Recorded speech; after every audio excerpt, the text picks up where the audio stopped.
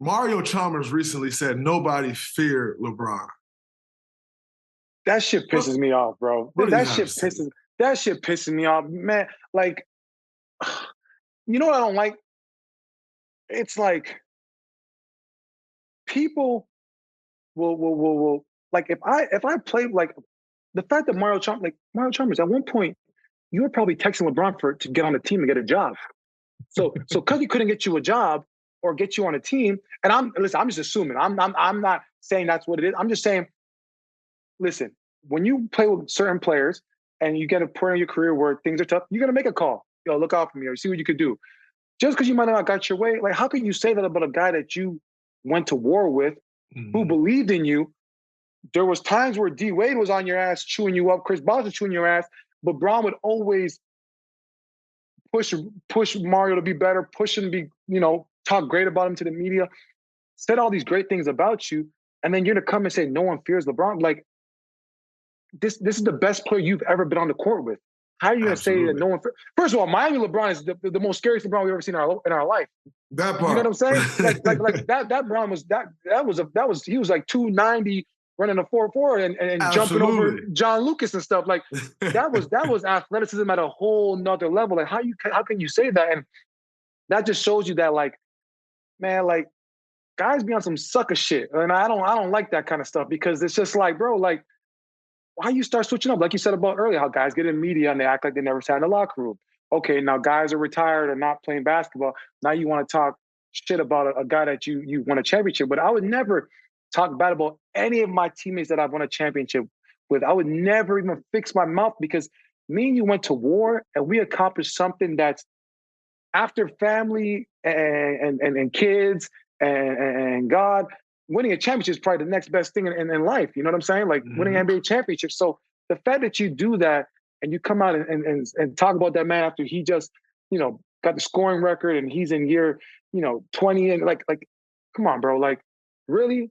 And it's just like, if your own people talk shit about you, then now you know why the people talk bad about you. You know what I'm saying? Like, absolutely. We are the people like myself, any of Bron's teammates. We can't be the ones to talk bad about Bron because then it further fuels the fire for all these other people that have hate for our brother and have hate for our family member that will talk shit about him. So we can't, from within, can't talk shit because we talk shit, then all of them they're gonna know there's a weakness in the tribe.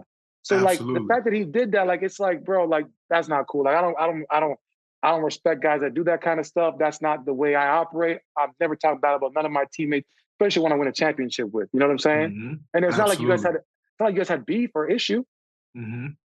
So no, I respect it. And one thing I respect is how you ride for Bron because I catch a lot of flack for the way I ride for Bron. And people will say like, "Oh man, you said this about LeBron.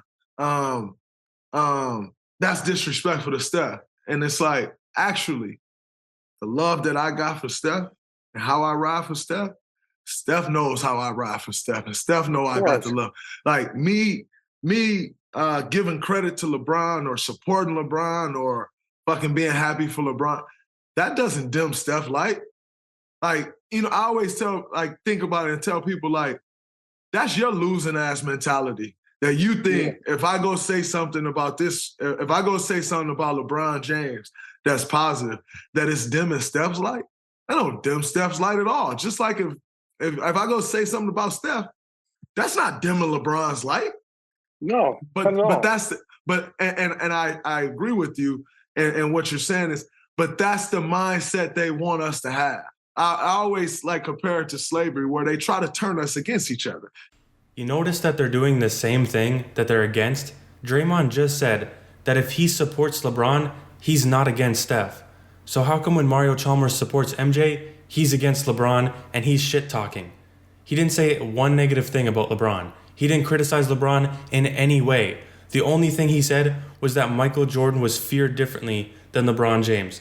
If you only take the first part of what Mario Chalmers said, it's no one fears LeBron. You have to listen to the rest of the statement before you know what he's talking about. It's like, no, it has to be one or the other. It can't be Steph. Steph can't be great and LeBron can't be great or stuff like that. Like, I hate that. And so I agree with you 100%. Like, we have to ride for each other because at the end of the day, it's all we got. Like, everybody always talk about like, oh, it's this basketball fraternity, NBA fraternity. Like, man, that shit is fake. Like, guys do not support how they say they're going to support. They do not look out how they say they're going to look out. None of that. But the ones that you do have in your corner, and that's one thing that I can really appreciate about Clutch as a whole, the guys that you do have in your corner, man, you got to ride for, you got to ride with. And I disagree with Mario's statement from the standpoint of, obviously, like you just said, it's your teammate. You know what I'm saying? That's a guy you went to war with. That's a guy you won championships with. And, like, don't get me wrong, you had to carry your own. Like, Mario was a damn good player, so I ain't taking nothing from him. But on the flip side, like, bro, I personally know people that were scared of LeBron James, so I all out just disagree. Because I know a bunch of people that were and still are, in fact, terrified of LeBron James. Like, I've seen it. At times, I've had teammates that was terrified of LeBron James. Like, and so I just didn't really understand. I just really didn't understand the statement. I got a lot of love for Mario. He's super tight with B. Rush. B. Rush was one of my OGs. Yeah, one of your vets, yeah. Yeah. I just didn't, I didn't understand. I was very shocked. I was taken back. And listen, people might be having bad days, so you never know what someone's going through. But I was disappointed because, like you said, it's a former teammate of yours. There's no personal issues between you guys. There's no hate. It's not like you guys had a back and forth on Twitter. It's just like, it came out of left field, and it's disappointing. Mm-hmm. Why are they so dramatic? I was shocked. I was appalled that he would talk shit about LeBron James. Mario Chalmers wasn't dissing LeBron. He was making an observation. The only point Mario Chalmers made was that no one feared the matchup of LeBron James. But once they saw him in person and they lined up against him, that's when the fear started to kick in. Probably because he's 250 pounds and 6'9". He never dissed LeBron. He was simply saying that people feared Michael Jordan differently than LeBron James. And it's not that surprising. Michael Jordan was a bit of an asshole. Even his teammates admit that. LeBron James is more of a friendly guy. He likes to be a leader, and he likes to be someone that does the right thing, whereas Michael Jordan doesn't really give a shit. He just wants to win. He doesn't care about your feelings. He doesn't want to be your friend. Anyone with two eyes knows that Michael Jordan and LeBron James are totally different players. They have different attitudes, different play styles. They couldn't be any more different. So why is it such a bad thing that Mario Chalmers is pointing that out? He wasn't attacking LeBron. He wasn't trying to start beef. If anything, Scottie Pippen has been trying to start beef with Michael Jordan ever since The Last Dance. That's an example of someone who's jealous, who's bitter, who's angry. That wasn't what Mario Chalmers was doing. I don't know why everything is seen as a shot at LeBron James. You could say Kevin Durant is a better free throw shooter than LeBron, and people will get upset. They'll say you're a hater. Well, how many rings does KD have? How many MVPs? It doesn't matter. When you're comparing NBA players, you're allowed to bring up the differences that the players have. And all Mario Chalmers was saying is that when he watched Michael Jordan, he saw guys fear him from the beginning. The idea of playing against Michael Jordan was scary for a lot of players in his eyes. He was a teammate of LeBron James, and he didn't see that same type of fear. He saw it in the matchups, in a game situation, but just not the idea of playing against LeBron. There's nothing wrong with that.